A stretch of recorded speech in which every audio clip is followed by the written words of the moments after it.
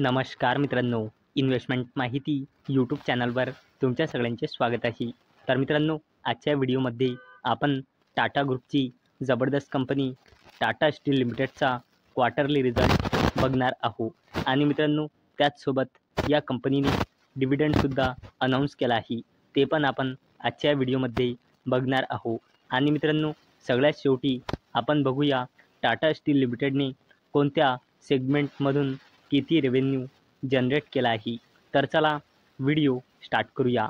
तर मित्रांनो टाटा ग्रुपची जबरदस्त कंपनी टाटा स्टील लिमिटेडमध्ये मार्च 2025नुसार प्रमोटर्सची होल्डिंग आहे 33.19%, एफ आय एसची होल्डिंग आहे 18.29%, डी आय एसची होल्डिंग आहे 24.48% आणि या कंपनीमध्ये पब्लिकची होल्डिंग आहे 23.84%.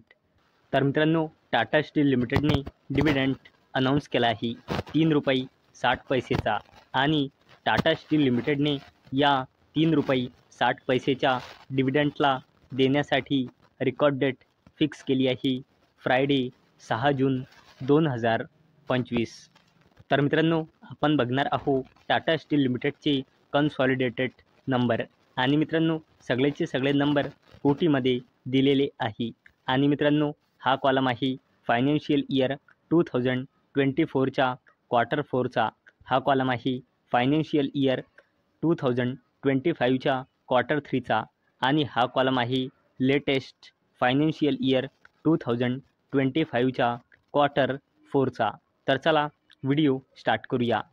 तर मित्रांनो टाटा स्टील लिमिटेडचा total revenue from operation year on year बेसिसवर 58,687 कोटी रुपयांनी घसरून आता आला आहे 56,218 कोटी रुपये. तसेच टाटा स्टील लिमिटेडचा total revenue from operations quarter on quarter बेसिसवर 53,648 कोटी रुपयांनी वाढून आता आला आहे 56,218 कोटी रुपये. तसेच टाटा स्टील लिमिटेडचा total income year on year बेसिसवर 58,863 कोटी रुपयांनी घसरून आता आला आहे 56,679 कोटी रुपये. तसेच टाटा स्टील लिमिटेडचा total income quarter on quarter बेसिसवर 53,869 कोटी रुपयांनी वाढून आता आला आहे 56,679 कोटी रुपये. चला आता बोलूया टाटा स्टील लिमिटेडच्या टोटल एक्सपेन्सेसबद्दल म्हणजे खर्चबद्दल. तर मित्रांनो या कंपनीचा total expenses year on year बेसिसवर 56,496 कोटी रुपयांनी घसरून आता आले आहे 54,167 कोटी रुपये.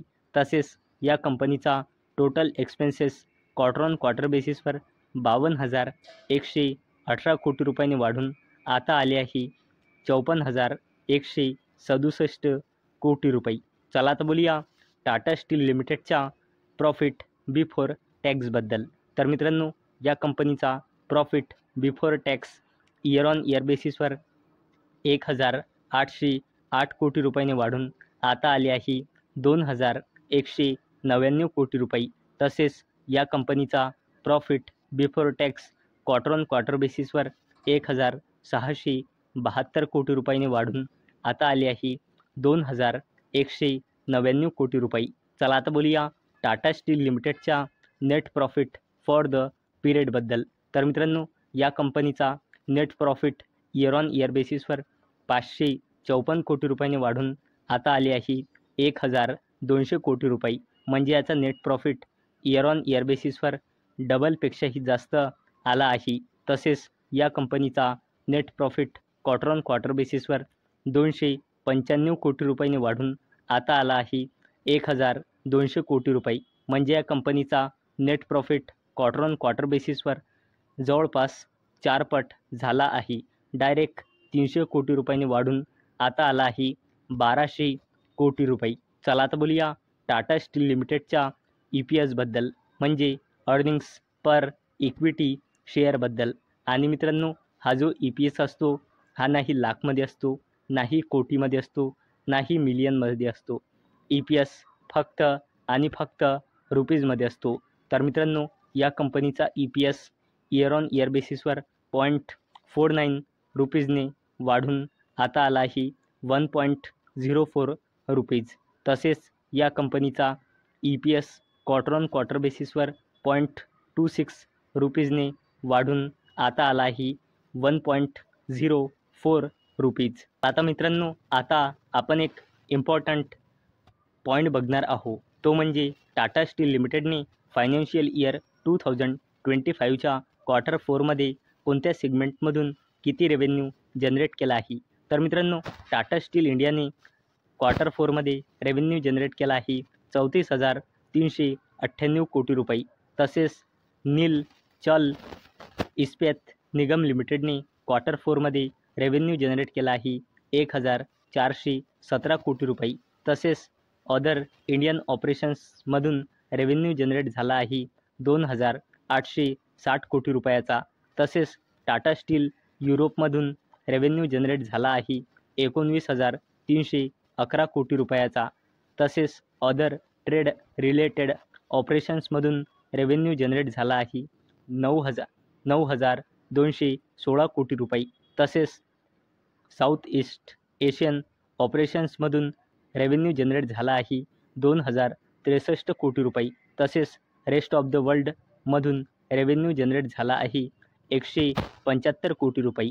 आणि फायनान्शियल इयर 2025च्या क्वार्टर 4मध्ये टाटा स्टील लिमिटेडने टोटल रेव्हेन्यू जनरेट केला आहे 56,218.11 कोटी रुपये. तर मित्रांनो, आजच्या व्हिडिओमध्ये आपण बघितले की टाटा स्टील लिमिटेडने डिव्हिडंड अनाऊन्स केला आहे आणि त्याला देण्यासाठी टाटा स्टील लिमिटेडने रेकॉर्ड डेटसुद्धा फिक्स केली आहे.